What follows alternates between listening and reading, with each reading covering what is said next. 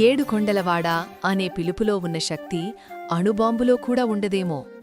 కలియుగ వైకుంఠమైన తిరుమల గిరులలో ఎందరో భక్తులు నడిచి వెళ్తుంటారు. కాని ఆ అడవిలో నడిచేది మనుషులు మాత్రమే కాదు, ఆ కొండలకు కాపలా కాసే అదృశ్య శక్తులు కూడా ఉంటాయి. ఇది రాఘవయ్య అనే ఒక కంటిచూపు మందగించిన వృద్ధుడి కథ. తన 5 ఏళ్ల మనవణ్ణి భుజాన వేసుకుని ఆ దేవుణ్ణి చూడాలని బయలుదేరిన ఒక తాత కథ. శేషాచలం అడవిలో ఆ రాత్రి ఏం జరిగింది?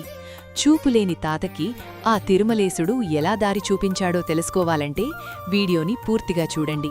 స్టోరీ చాలా బాగుంటుంది, ఎక్కడా స్కిప్ చేయొద్దు. కథలోకి వెళ్తే, రాఘవయ్య 70 ఏళ్ల వృద్ధుడు, పేదవాడు. కళ్లల్లో శుక్లాలు వచ్చి చూపు మసకబారిపోతోంది. డాక్టర్లు బాగా పరీక్షించి ఆపరేషన్ చేయించకపోతే ఇంకొన్ని రోజుల్లో పూర్తిగా చూపుపోతుంది తాత అని చెప్పారు. రాఘవయ్య పేదవాడు, డబ్బు లేదు. కాని రాఘవయ్యకు ఒక్కటే కోరిక, కళ్ళు పూర్తిగా మోసుకుపోయేలోపు తన ఒక్కగానొక్క మనవడు చిన్నూని తీసుకుని తిరుమల వెళ్ళాలి. ఆ 7 కొండలవాడిని ఒక్కసారైనా మనవడికి చూపించాలి.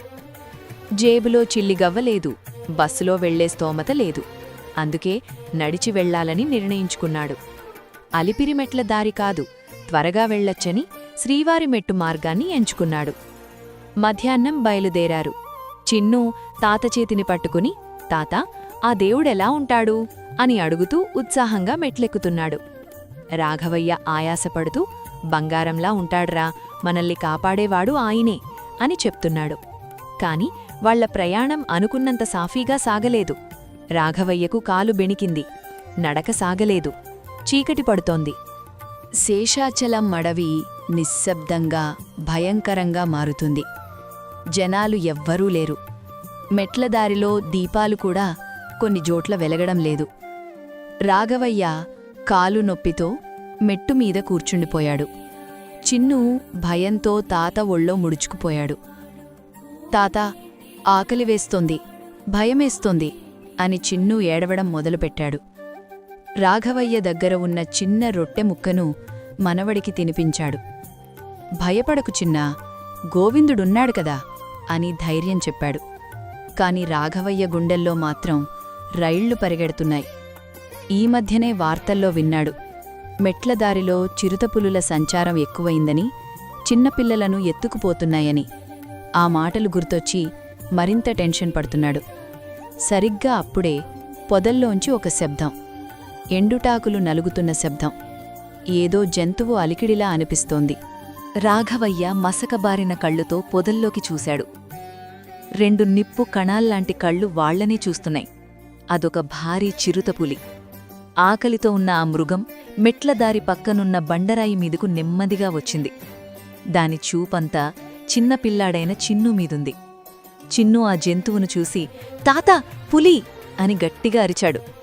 రాఘవయ్యకు పులి అనగానే గుండాగినంత పనయింది. చేతిలో కర్ర తప్ప ఆయుధం లేదు.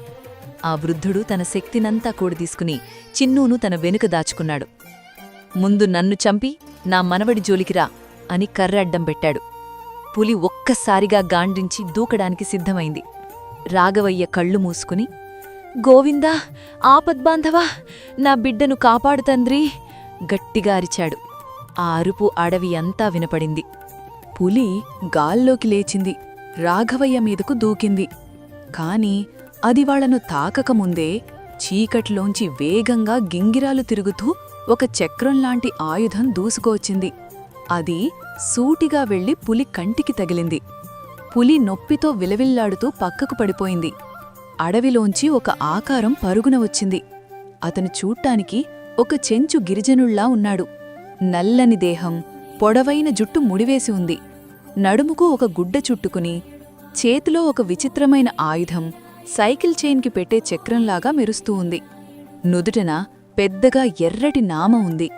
అతను పులికి రాఘవయ్యకు మధ్య కొండలా నిలబడ్డాడు. పులి మళ్లీ లేచి అతని మీదకు రాబోయింది. ఆ వ్యక్తి ఒక్కసారిగా గట్టిగా హుంకరించాడు. ఆ శబ్దంలో ఉన్న తీవ్రతకు అడవిలో పక్షులన్నీ ఎగిరిపోయాయి. ఆ క్రూరమృగం తోకముడిచి భయంతో వెనక్కి తగ్గి చీకటిలోకి పారిపోయింది. రాఘవయ్య వణికిపోతూ, ఎవరు బాబూ నువ్వు, దేవుళ్లా వచ్చావు అన్నాడు. ఆ వ్యక్తి వెనక్కి తిరిగాడు. అతని కళ్లల్లో అనంతమైన కరుణ. చిన్ను దగ్గరకు వచ్చి మోకాళ్లమీద కూర్చుని వాడి తల నిమిరాడు. భయపడకు చిన్నా, ఈ కొండలు నావి, ఇక్కడ నా అనుమతి లేకుండా చీమ కూడా కుట్టదు అని గంభీరంగా అన్నాడు. ఆ వ్యక్తి రాఘవయ్యను చెయ్యి పట్టుకుని లేపాడు. రాఘవయ్యకు ఆ స్పర్శ తగలగానే కాలు నొప్పి మాయమైపోయింది. శరీరంలో ఏదో కొత్త శక్తి వచ్చినట్లు అనిపించింది. పదండి తాత, మిమ్మల్ని పైకి చేరుస్తాను అన్నాడు.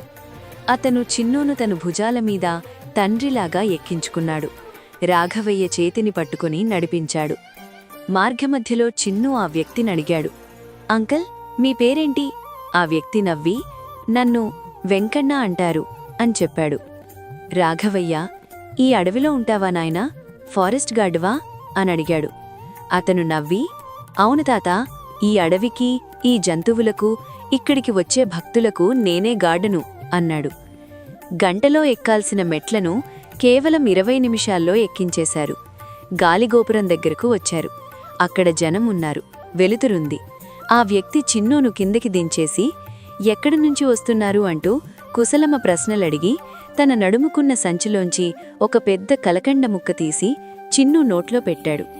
రాఘవయ్యతో, తాత, ఇక వెళ్ళండి, స్వామి దర్శనం బాగా జరుగుతుంది, మీ కళ్ళు బాగుపడతాయి అని చెప్పి ఆ జనంలోకి వెళ్ళిపోయాడు. రాఘవయ్య బాబూ బాబూ అని పిలుస్తుండగానే అతను మాయమైపోయాడు. రాఘవయ్య, చిన్ను గుడిలోకి వెళ్లారు. విచిత్రమేమిటంటే అంత రద్దీలో కూడా వారికి వీఐపీ దర్శనం దొరికినట్లు చకచకా లైన్ కదిరిపోయింది. గర్భగుడిలోకి వెళ్లారు. అక్కడ ఆనంద నిలయంలో వజ్రవైడూర్యాలతో మెరిసిపోతున్న ఆ 7 కొండలవాడిని చూడగానే రాఘవయ్యకు కళ్లల్లో మసకపోయింది. స్పష్టంగా స్వామివారి ముఖం కనిపిస్తోంది. స్వామి, వెంకటేశ్వరా, కనిపించావు తండ్రి అని ఆనందంతో ఏడ్చాడు. కాని అసలైన అద్భుతం అక్కడ జరిగింది. చిన్ను ఆ విగ్రహాన్ని చూసి గట్టిగా అరుస్తూ, తాత, ఆ అంకులే ఇతను, అడవిలో మనల్ని కాపాడిన వెంకన్న అంకుల్ సేమ్ ఇతల్లాగే ఉన్నాడు. రాఘవయ్యకు అర్థం కాలేదు. ఏం మాట్లాడుతున్నావురా? మనకి తోడుగా వచ్చిన అంకుల్ దేవుడిలాగా ఉండటమేంట్రా అన్నాడు. నేను చెప్పేది నిజమే తాత, ఆ అడవిలో వచ్చిన అంకుల్ నుదుటిమీద సేమ్ ఇలాగే పెద్ద నామం ఉంది. ఆయన చేతిలో ఉన్న చక్రం ఇక్కడ ఈ దేవుడి చేతిలో ఉన్న చక్రంలాగే మెరుస్తోంది. అదే రంగు, అదే కాంతి, నమ్ముతాత అంటున్నాడు చిన్ను. అప్పుడే అక్కడ ఉన్న ప్రధాన అర్చకులు రాఘవయ్య దగ్గరకు వచ్చి, తాత, ఇదిగోండి తీర్థం అని ఇస్తూ ఆశ్చర్యపోయి చూస్తున్నారు. చిన్ను మెడలో ఒక తులసిమాల ఉంది. అది అప్పుడే వాడిన తాజా తులసి ఆకులు. అర్చకులు ఆశ్చర్యంతో, బాబూ, ఈ మాల నీకు ఎవరిచ్చారు? ఇది కేవలం స్వామివారి మూలవిరాట్టు మెడలో ఉండాల్సిన మూలికల మాల. ఇది బయట ఎక్కడా దొరకదు. నీలాంటి చిన్నపిల్లలకి అసలే దొరకదు. ఇది నీ దగ్గరికి ఎలా వచ్చింది అని అడిగారు. రాఘవయ్యకు ఏమి జరుగుతోందో ఏమీ అర్థం కావట్లేదు. చిన్ను అమాయకంగా, ఆ వెంకన్న అంకుల్ నన్ను దించేటప్పుడు నా మెడలో వేశాడు స్వామి అని చెప్పాడు. రాఘవయ్యకు అర్థమైంది. అడవిలో వచ్చింది మామూలు మనిషి కాదు. తాను ఆర్తిగా పిలిచిన ఆ గోవిందుడే వేటగాడి రూపంలో వచ్చి తన బిడ్డను కాపాడాడు. ఆ మాల దానికి సాక్ష్యం. సాక్షాత్తూ వెంకటేశ్వరుడే వాళ్లకి గార్డుగా వచ్చాడు. రాఘవయ్య గర్భగుడిలోనే సాష్టాంగ నమస్కారం చేశాడు. నిన్ను చూద్దామని వస్తే నువ్వే మాకు ఎదురొచ్చి సాయం చేశావా తండ్రి? ఈ జన్మకి ఈ భాగ్యం చాలు అనుకుంటూ తిరుగు ప్రయాణమయ్యారు. రాఘవయ్య, చిన్ను ఇంటికి క్షేమంగా చేరుకున్నారు. రాఘవయ్య చూపు ఇప్పుడు స్పష్టంగా ఉంది. ఆ రోజు నుండి చిన్ను మెడలో ఆ తులసిమాల ఎప్పుడూ ఉంటుంది. అది వాడిపోదు, ఎండిపోదు. మిత్రులారా, తిరుమల కొండలు కేవలం రాళ్ళు రప్పలు కాదు, అవి సాలగ్రామ శిలలు. మనం నమ్మకంతో ఒక్క అడుగు వేస్తే ఆ వెంకటేశ్వర స్వామి మనకోసం 10 అడుగులు కిందకు దిగివస్తాడు. మీకు ఎప్పుడైనా భయం వేసినా, కష్టం వచ్చినా ఆ రాఘవయ్యలాగా మనస్ఫూర్తిగా ఒక్కసారి పిలవండి, గోవిందా అని. ఆ పిలుపు వినపడని చోటు ఈ విశ్వంలోనే లేదు. ఆపదలో ఆదుకునేవాడు, అనాథలకు బంధువు మన ఏడుకొండలవాడు. ఏడుకొండలవాడ వెంకటరమణ, గోవిందా గోవిందా. చూశారుగా ఫ్రెండ్స్, ఇలాంటి సంఘటనలు ఒక్క రాఘవయ్యకే కాదు, మనలో కూడా చాలా మందికి జరిగే ఉంటాయి. మనకి తెలిసేలోపే మన జీవితంలోంచి కష్టాన్ని తీసేస్తాడు ఆ స్వామి. మరొక ఇంట్రెస్టింగ్ స్టోరీతో మళ్ళీ కలుద్దాం.